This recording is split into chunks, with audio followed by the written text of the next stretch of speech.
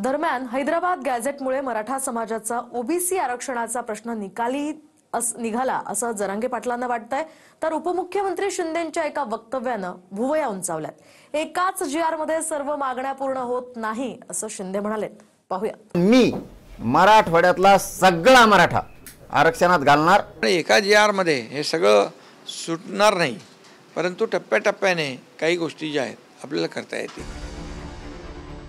Hyderabad gadget लागू करण्याची मागणी मुख्यमंत्र्यांनी जीआर काढून पूर्ण केली।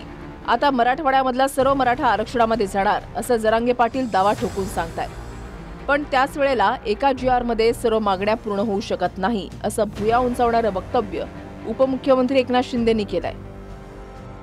मी मराठवाड्यातला सगळा मराठा आरक्षणात घालणार आणि थोड्या दिवसात मराठ्यांना हे दिसणार, त्यामुळे मराठ्यांनी संभ्रम निर्माण करून घेऊ नका ही माझी सगळ्यांना विनंती।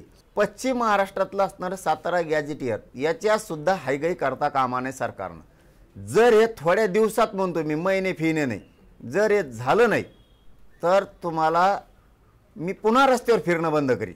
संपूर्ण ज्या काही मागण्या त्यांच्या होत्या त्या या एका जीआर मध्ये पूर्ण होऊ शकत नाहीत आणि म्हणून त्यांनी तो पूर्ण ड्राफ्ट वाचला आहे आणि त्यांच्या संमतीनंतर तो जीआर आमचे विखे पाटील आणि आमची शिष्टमंडळ जाऊन त्यांना दिला आहे।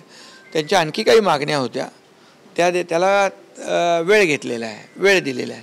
त्यामुळे एका जीआरमध्ये हे सगळं सुटणार नाही, परंतु टप्प्याटप्प्याने काही गोष्टी ज्या आहेत आपल्याला करता येतील। म्हणजे अजून बरंच काही बाकी आहे। हां, बाकी म्हणजे टप्प्याटप्प्याने होईल। काही गोष्टी ज्या किचकट आहेत, कायदेशीर त्याच्यामध्ये अडचणी आहेत, ते आपल्याला अडचणी दूर करून शेवटी कुठल्याही समाज, मग मराठा असू दे, ओबीसी असू दे किंवा अन्य कुणाची फसवणूक होता कामा नये। मराठा आरक्षणावरून गेल्या 2 वर्षात 2 निर्णय झाले। 27 जानेवारी 2024ला तत्कालीन मुख्यमंत्री एकनाथ शिंदेंनी सगळे सोयऱ्यांची अधिसूचना जरांगेंना दिली। सगळे सोयऱ्याचा कायदा करून सोयऱ्यांना कुणबीचं जात प्रमाणपत्र देण्याची मागणी जरांगेंची होती, पण अद्याप सगळे सोयऱ्याचा कायदाच झालेला नाही। त्यानंतर 20 फेब्रुवारी 2024ला विधानसभेत विधेयक पास करून एससीबीसीतून 10% आरक्षण दिलं। शिंदेंच्या काळामध्ये जरांगे मुंबईच्या वेशीवर म्हणजेच वाशीपर्यंत आले होते, पण यावेळेला थेट मुंबईमध्ये आझाद मैदानात आले आणि जरांगेंच्या आंदोलनाच्या 5व्या दिवशी हैदराबाद गॅझेट लागू करण्याचा जीआर अर्थात शासन निर्णय काढला। पण जरांगे मुंबईत आल्याच्या पहिल्या दिवसापासून संजय राऊतांनी थेट शिंदेंचं नाव घेतलं। आंदोलनाला एकनाथ शिंदेंची मदत असल्याचा आरोप राऊतांनी केला आणि पुन्हा फडणवीसांच्या समोर आव्हान उभं करण्याचा शिंदेंचा उद्देश होता असं राऊत म्हणाले, तर जरांगेंनी हा आरोप फेटाळलाय। हे फडणवीस साहेबांना विचारलं पाहिजे तुम्ही, त्यांची राजकीय स्ट्रॅटेजी काय होती, खास करून शिंदेंना दूर ठेवण्यामध्ये। कारण इतके मोठे जे आंदोलक इथे आणले, त्यांच्या गाड्या घोड्या वगैरे व्यवस्था ज्या माध्यमातून झाला त्या त्यांचंच नाव येत आहे आणि त्यांचा मुख्य उद्देश हा आरक्षण देणे हा नव्हता, मिळवणं हा नव्हता, तर मुंबईमध्ये येऊन देवेंद्र फडणवीस यांच्या समोर आव्हान उभं करणं हा होता।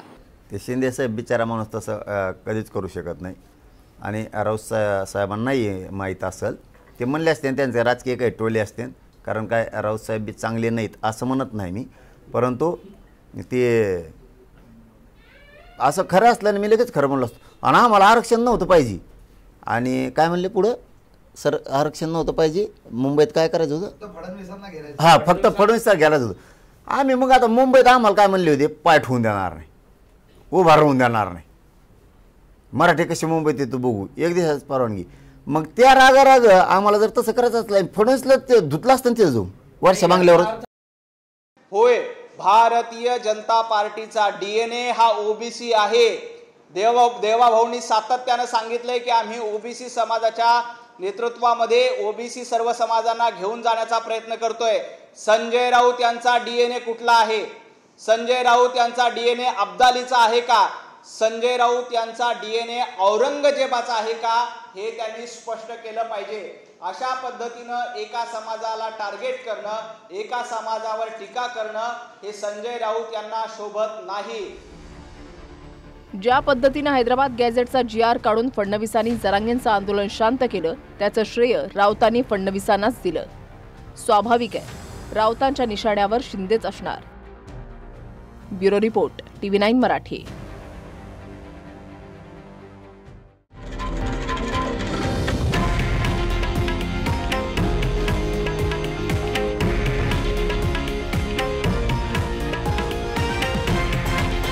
हे आहे देशातील नंबर 1 न्यूज नेटवर्क आणि आपण पाहत आहात TV9 मराठी, एकमेव.